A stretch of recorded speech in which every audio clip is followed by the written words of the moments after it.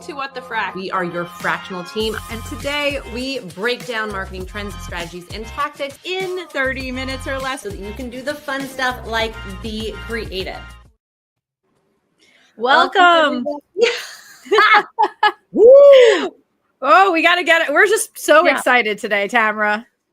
Well, we're talking culture. Why wouldn't we be excited? And we have an amazing expert here to talk about culture with us.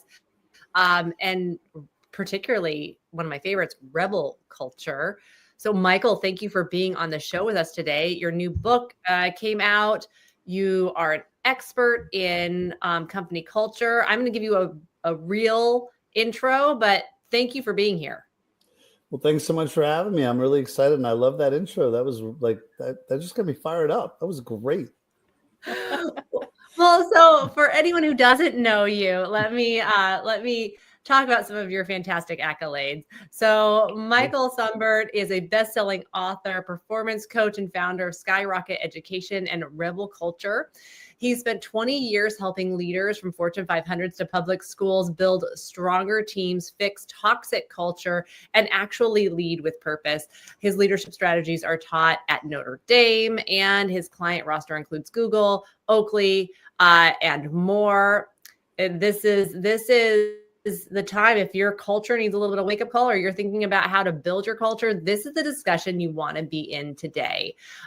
So let's kind of kick it off. I mean, I was loving reading through your work, especially Rebel Culture, which your sub-headline is build a badass team, drive results. It's like no BS fluff to building culture. And I mean, I feel like today more than ever, we need to really think about that because I hear everyone talking about burnout, losing employees, quiet quitting, and employees wanting purpose. And this all comes down to leadership and culture, right? And so this is like this is the epicenter of where you're talking. So what do you think, like, if we're to dive in right now, like, how do you see curing this huge problem? Well, to your point about the way leaders are talking about their teams, about things like quiet quitting and about not having the right people on the team and people leaving and all these things, it always blows my mind that leaders talk about that almost entirely as if it's happening outside of their control. To me, that would be like a pilot at 35,000 feet talking about like, wow, like this, like what a rocky ride. And I can't believe like we're dipping and go, like, I can't believe we can't fly straight. Like that's your responsibility. And so it always blows my mind when leaders will talk about how like weak their culture is or how toxic it is or how they don't have the right people on the team or they want to label this person as being X and label this person as being Y. They are, in my opinion, they are telling on themselves. They are telling us or whomever's listening that I'm just not very good at building culture, or I don't really do what I say I'm going to do. I don't communicate effectively. I don't express gratitude to my team. And so to start with, leaders need to own, and for folks who have my book, it's the very first entry in there. Like everything that happens on my team is on me.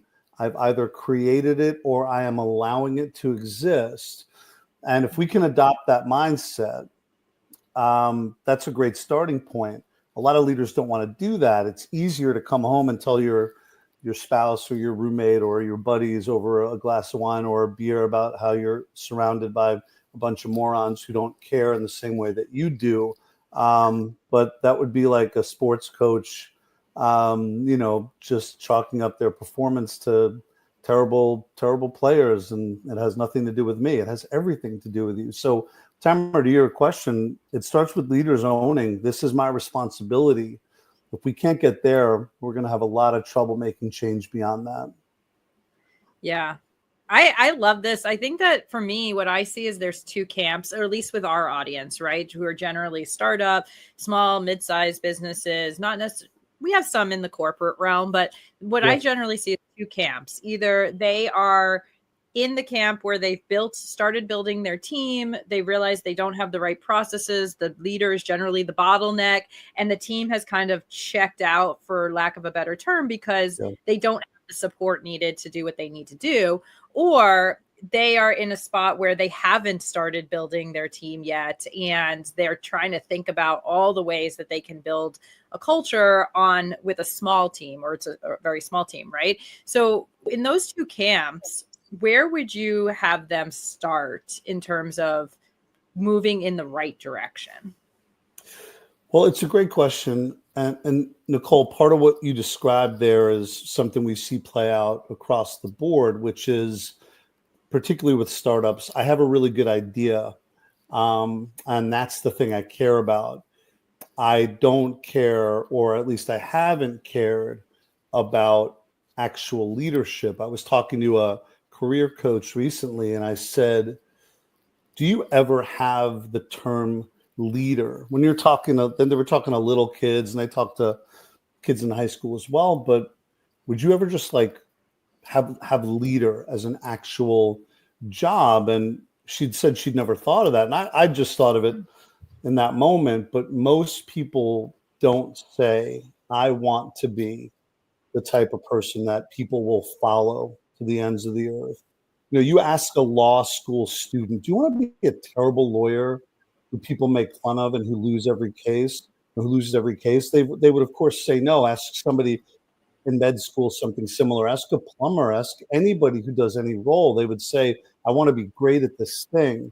For some reason, folks don't think of leadership as all the other stuff, as creating an environment that people can't wait to get to, as being a better listener than you are a talker. I say to leaders all the time, you have the loudest voice in the room, even when you're whispering. So whisper more often, listen to people, communicate, over communicate to people. So to your question, folks have to be thinking about structures and systems.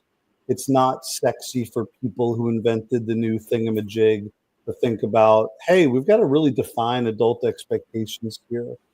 We need a set of core values that actually live, not a few things we put on a piece of paper or on a plaque that nobody, not just nobody embodies, but nobody even actually knows, which is almost everywhere. I feel like you just read my diary. I feel like I say that so often. And like, I tell my mentees too, like, I think that society expects us to understand, like, you're either born a leader or you're not. And it's a skill set. You're supposed to learn. You're supposed to learn, and you're supposed to hone, and you're supposed to practice, and you're going to be bad at it sometimes. Yeah, totally. It's funny. I love it. One of my first knee-jerk reactions to this was like, but what if you're just not, like, that's not your core skill? And as much as you want to be better at it, it's not going to come so natural. Like, it's going to take more work than the specialty of what you know for your business. And what I'm curious about with that too is, you know, we're talking about more neurodivergence, right? And a lot of founders, especially in technology companies, do have some neurodivergence, which just is a different way of working with people sometimes. And so I'm curious in those situations, how you approach it, where like learning how to be a leader is actually, and create company culture is actually hard. Yeah, well, Tamara, I'd argue that it's hard for everybody, even folks who wake up in the morning and they are the epitome of dynamism and people who love being on stages in front of, whether it's 5 people or 5,000 people. I'd argue that it's hard regardless. To your specific examples, you know, they just don't have a choice. I tell leaders all the time, you don't have the luxury of being bad at this. And so whether it's I hire somebody who's going to be, you know, potentially the mouthpiece or the face of the organization while I'm focused on product, great, that's doable. Also, folks, if they're doing the right stuff and they have strong systems and they have, you know, systems for, you know, criteria for what like doing a good job actually is, and they're holding people accountable and they're expressing gratitude, you can be okay at that. You can actually be, you know, I wouldn't say you could be bad at it, that we wouldn't want that, but folks can struggle to get that stuff figured out. I'd put myself in that boat of figuring it out for a long time. because I didn't have a lot of folks coaching me around that stuff. And because in our world, jargon and generalities and platitudes are just so, omnipresent. This idea, people will tell me to innovate, or I'll say, well, define that. What does that mean? It's like, give me 3 examples of innovation. And, overwhelmingly folks can't. And so, I'd say for those folks who are in that bucket, and, as a former special education teacher and dad to a 9-year-old with autism, I get that folks are coming with all different skill sets. But, I had a leader recently be like, well, I'm a natural introvert. I said, I don't know if I can curse on your show, so I'm not going to, but I don't give a bleep. I don't give a shit. Like, so what? Like, I don't know. Why are you telling me you don't have the luxury of not being an extrovert when it's game time? You can go back to being an introvert at the end of the day. But you have to lead people, or otherwise you get what you get.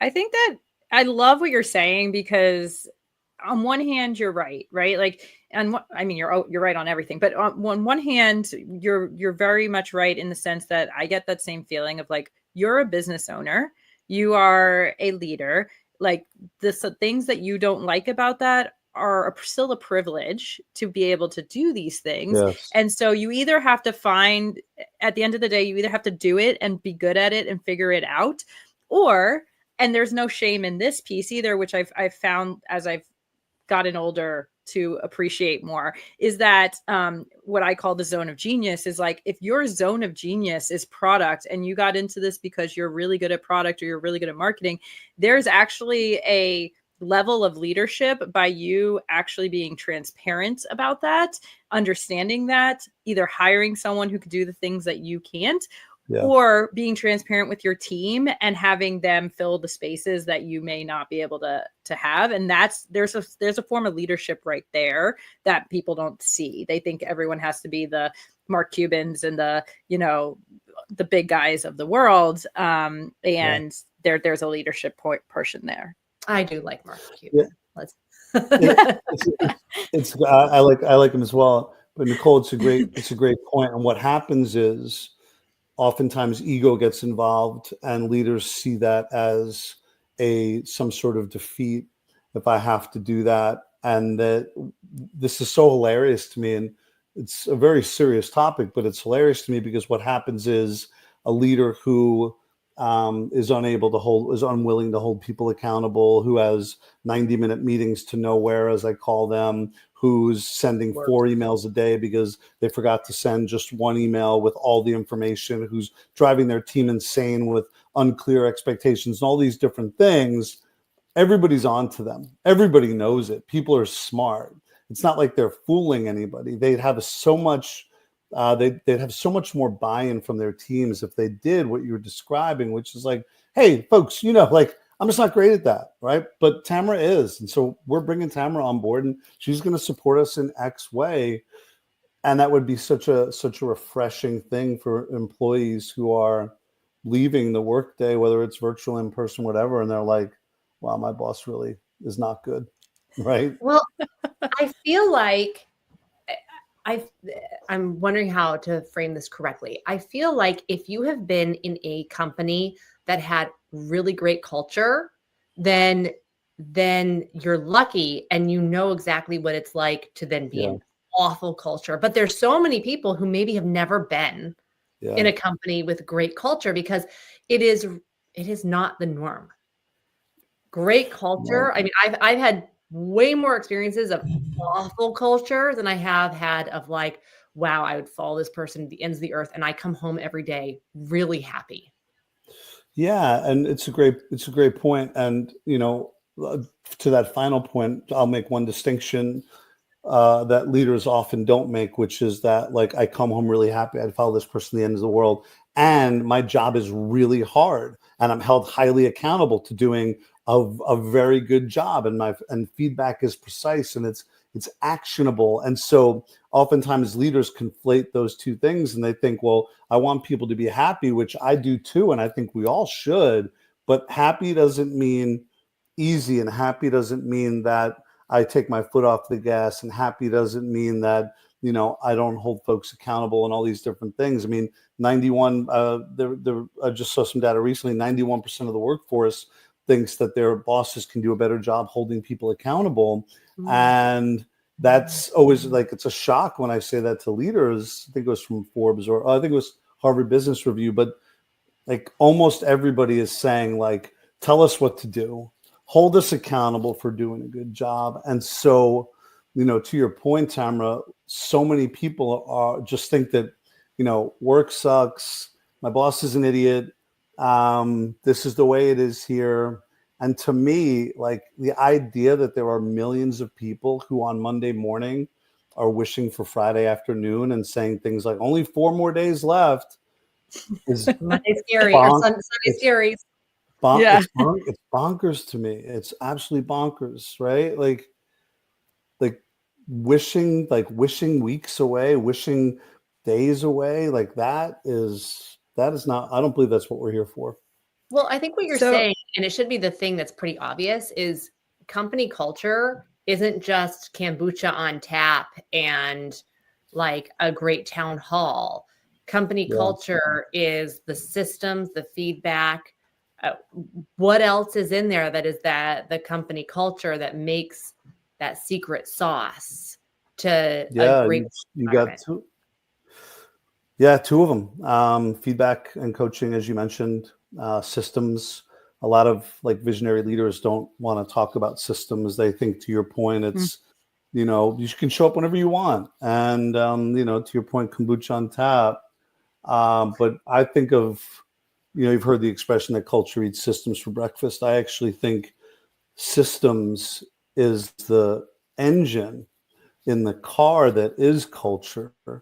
And just think about anybody you know or have worked with, when I don't know who to go to about the thing, and I go to Nicole and she says, well, I think you have to go to Tamara about that. And then I go to you and you say, no, that's actually Nicole saying. That drives people crazy, and credibility starts to plummet. A leader could do 99 things right.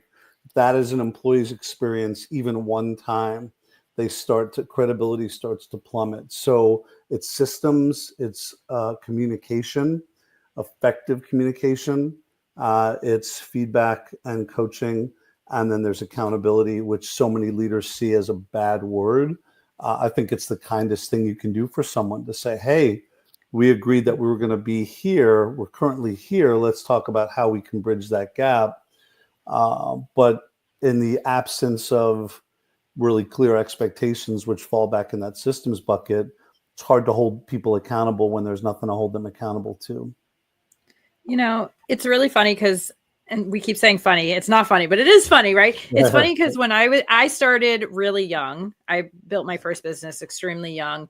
And throughout my like early 20s, I just remember being like, systems, like you said earlier, it's not sexy, right? Like I'm a small team. We're all going to come in and I'm going to hire people like me who are passionate and are going to run forward, and they're going to be self-starters and all these things.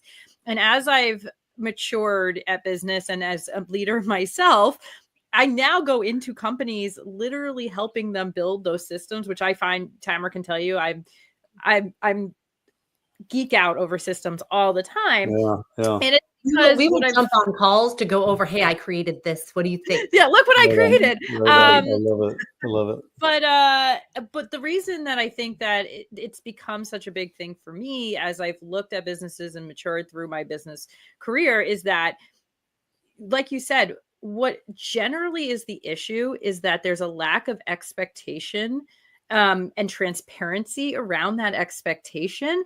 And so you hire someone thinking, okay, I don't have time to do this anymore, so I'm just going to hand this piece off to them. They're going to be a self-starter. They're going to go do it. They're going to build the systems. And I've had multiple clients come to me and say, they had a great pedigree. Why didn't they build the systems? And what I found is that if you have those in place, everyone can start moving in the right direction. And the moment that there's a breakdown there, it's over. You can't get back from that. And so I guess my question to you is, if someone is in a business right now, what would be and they have no systems in place or very few, what would be the first one that you would tackle that you say is more important than anything else? Yes, so it's a great question. We have a 5-step process for building culture in any aspect of work and even in life. I do this exercise with rooms of whether it's 20 people or 200 or 500, and almost nobody's done this exercise. Almost nobody's written down what matters here. And the folks who have, when they do have like some sort of values or vision or core beliefs, when I ask them to go to the next step, which is to define it, nobody's aligned. They're saying things when it's in place, and it mostly isn't. But when it is, people haven't defined it, and they don't believe the same things about it. So, to answer your question, I would actually have folks go through that exercise first.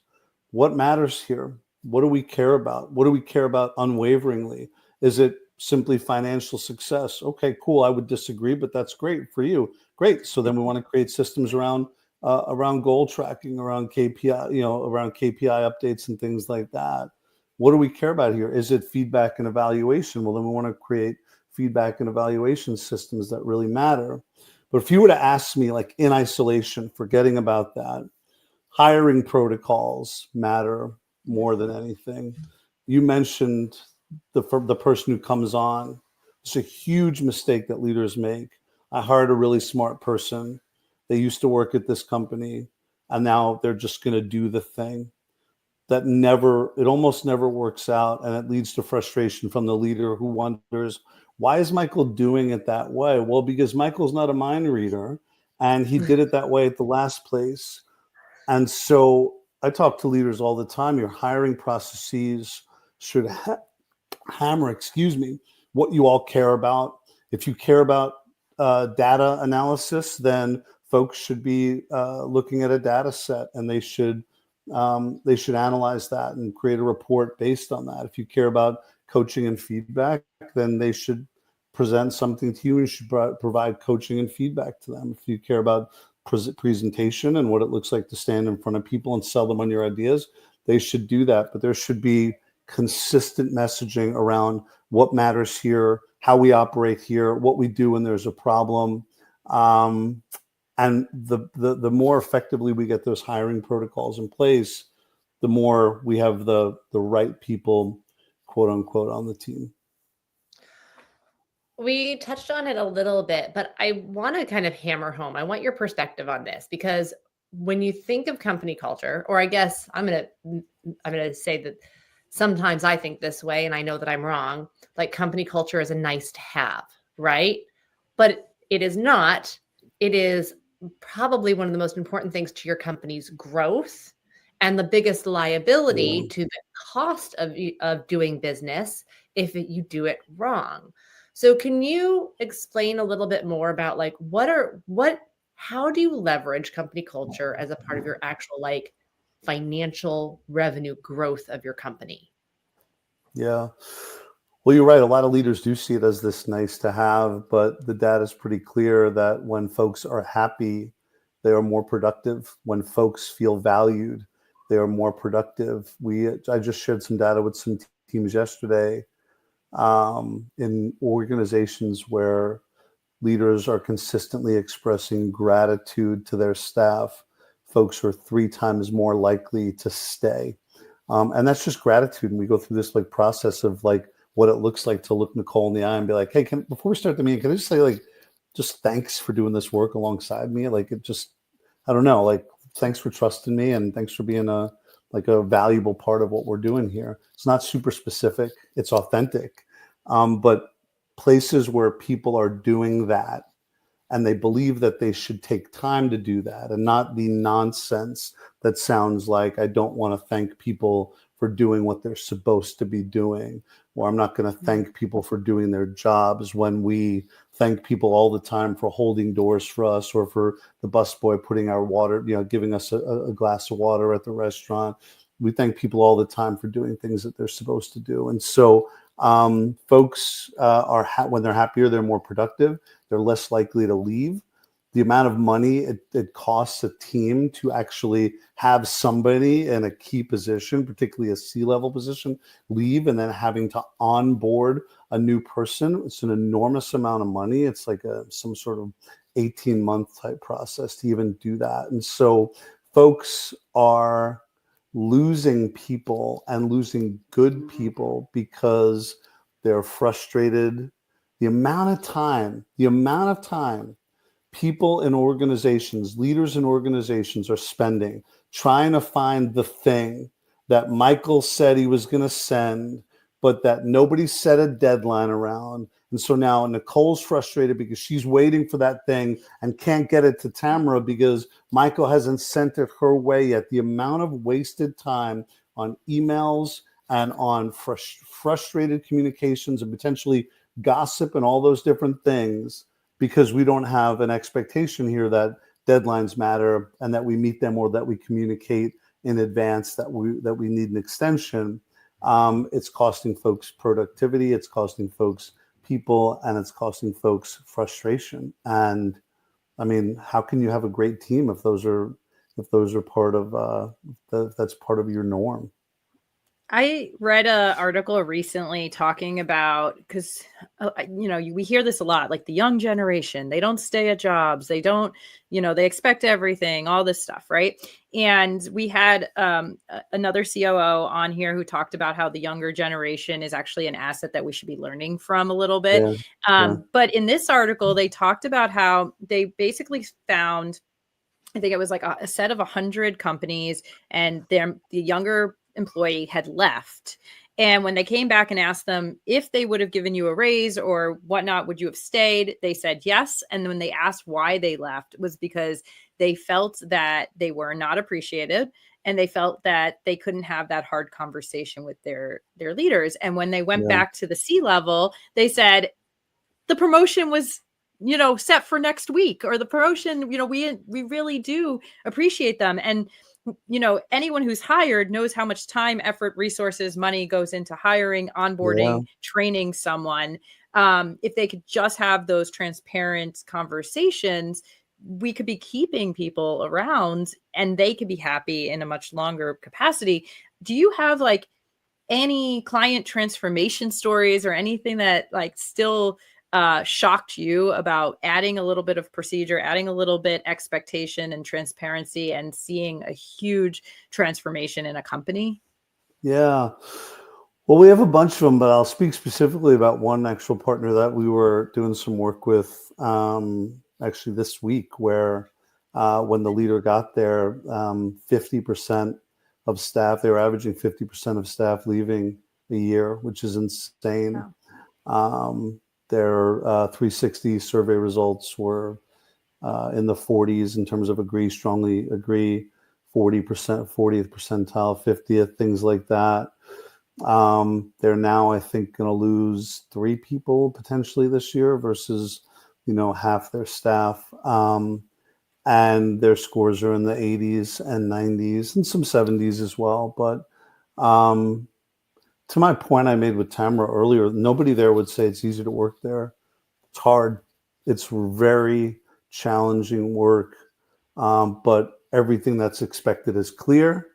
People know that if they have a question or a concern, it'll be followed up upon. There's no retaliation. There's nobody who you can't approach. Leaders are humble enough to acknowledge when they make mistakes, which is a huge thing, which not enough leaders do. And so, yeah, I mean, things change. And to the point from earlier, like, that's an organization that's going to have so much of a better chance of success because everybody's moving in the right direction, and we're not spending time talking about, why Michael hasn't sent the thing to Nicole yet. And we're just doing the actual work. So I have a question.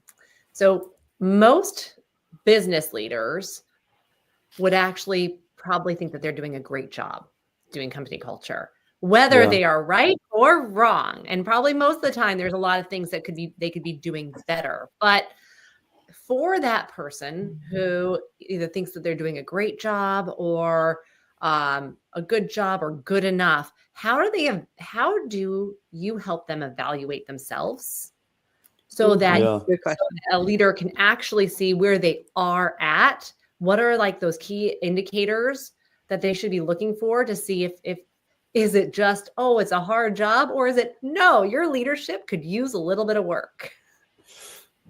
Yeah, so it's a great question. I'll say that, your assertion is spot on. I mean, 76% of leaders think they're inspiring. Only 25% of their teams believe that they are. And 58% of leaders say they give enough feedback. And I forget the exact figure, but a staggeringly low number of their employees agree. So folks think they're doing a much better job than they actually are.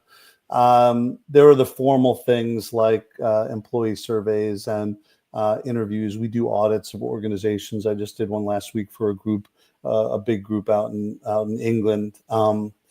But one of the things I love to do is I'll start a session by having everybody close their eyes, which is sometimes a pretty funny ask when you're dealing with, major corporate big wigs and folks who make, whose salaries have a lot of zeros at the end of them.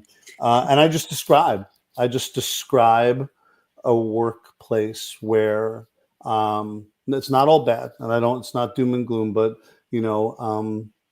frustrated by people missing things, wondering why it doesn't look the way I want it to look, angry about missed communications and deadlines and goals that should have been hit but that aren't, and just on and on and on. And at the end, I ask folks to keep their eyes closed and say, raise your hand if something I said in there is true for you. And in a room of, whether it's, 50 people or 5,000, everybody raises their hand.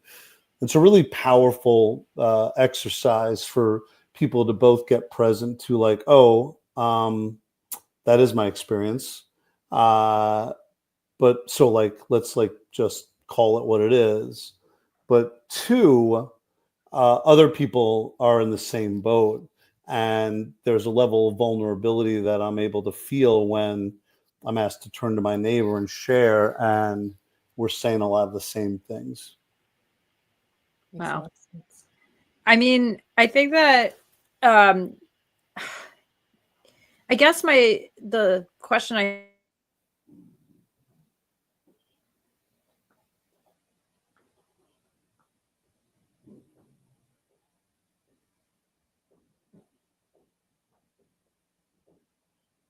is that they're getting right or wrong. I'm sorry. I think you may have frozen for a second. I'm not sure. Sorry. If you heard that one. No, okay, I thought it was just me. So I was like, I'll just be quiet here for a second. I was just looking at you. I was like, is she going to say something? Sorry. Can you hear me now? Yeah, perfect. Yeah. I basically was asking, are you seeing the same challenges? Yeah, she's frozen again, right? Yeah, she's frozen again. Yeah. Uh-oh. But I think I'm getting the gist. I think I'm getting the gist of the question. I mean, it's the same challenges that exist everywhere. People think their situations are unique. You probably experienced this as well. They love to tell me how their situation is unique because of X. And while there might be some extenuating circumstances in some cases, overwhelmingly what's happening with folks is almost the exact same everywhere. And you could literally grab a leader from here and drop them into this country or this organization or this different state and this different org, and they're having challenges with the exact same things. And it's part of why I call the company, people like, oh, rebel culture, you all must be like crazy, and they see my tattoos and think that we're just like it's like a kind culture. I love it. It's rebellious in 2025 to say, I care about my employees' experience. I honor that they spend 33% of their lives working for me, working on the things that I'm asking them to do. And I have a sacred responsibility to make that time meaningful. It's not the tap of kombucha, like you said. It's not the retreats. We're bringing our team to Cancun in a couple months. That's awesome.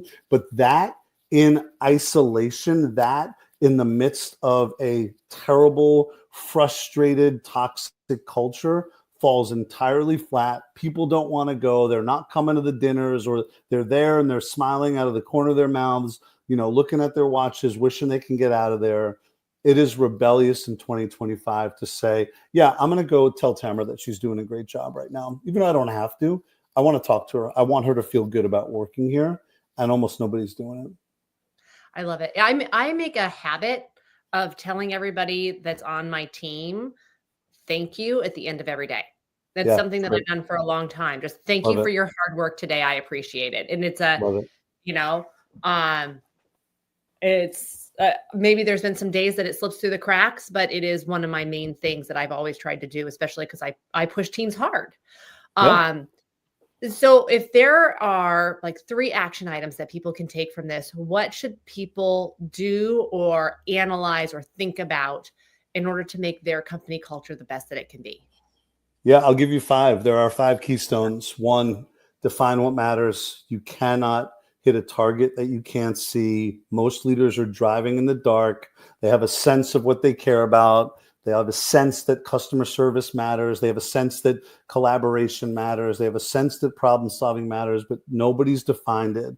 So define what matters and then relentlessly message it every opportunity you can. I'm going to Philadelphia tomorrow to see our team. We have a 7-hour retreat, including lunch in there for an hour. We're going to spend the first hour and a half on our core values, on our thematic mindset for this year. We're going to reflect. We're going to look at scenarios where we can where we would practice what value we would embody. So, and we do it to the point of every single time, right? Relentlessly message what matters, define it, relentlessly message it, and then you have to embody it. If you don't embody it, you lose credibility. I worked with a CEO recently who wanted everyone to care about feedback, and they did, except him. And when he got feedback he didn't like, he fired people, and a mass exodus followed, and credibility crashes. So define what matters, relentlessly message it to the point of people mocking you. I know, Tamara, we care about innovation here. I know. Like, embody it, and then praise the folks who are embodying it, and redirect anybody who isn't. Those are the 5 steps right there. Is amazing. And Nicole, welcome back. A little technical difficulties. It's live, right? This is what happens. So how can people follow your work, get in touch with you, find the book on Amazon? I'll give you that plug. How can they also get in touch with you? Yeah, we'll definitely check out Rebel Culture on Amazon. Please, if this talk resonated, please check out a copy. Rebelculture.com. You can email me at Michael@Rebelculture, LinkedIn, Michael Sonbert. And I don't know. I usually give my phone number out too. So call me 516-840-4386. And then my wife was like, 516. And then my wife's like, who are all these numbers like texting you? I'm like, it's nothing to worry about. Just people who wanted to reach out. So, Tamara, I already have the book on order. I'm so excited for this. Michael, we'll have to have you back after we read it because I'm sure I'll have a million questions. Thank you so much for this. This has been amazing. Tamara, how can they find us? Oh, we are everywhere. We are obviously on LinkedIn because you're watching us on LinkedIn Live as well as YouTube. Subscribe to us, follow us. You can find us on Instagram. And we've got our newsletters. So please subscribe to those. We'd love to hear your feedback. Send us DMs. We will respond. And with that, we will see you next week. Bye. Thanks all. See ya.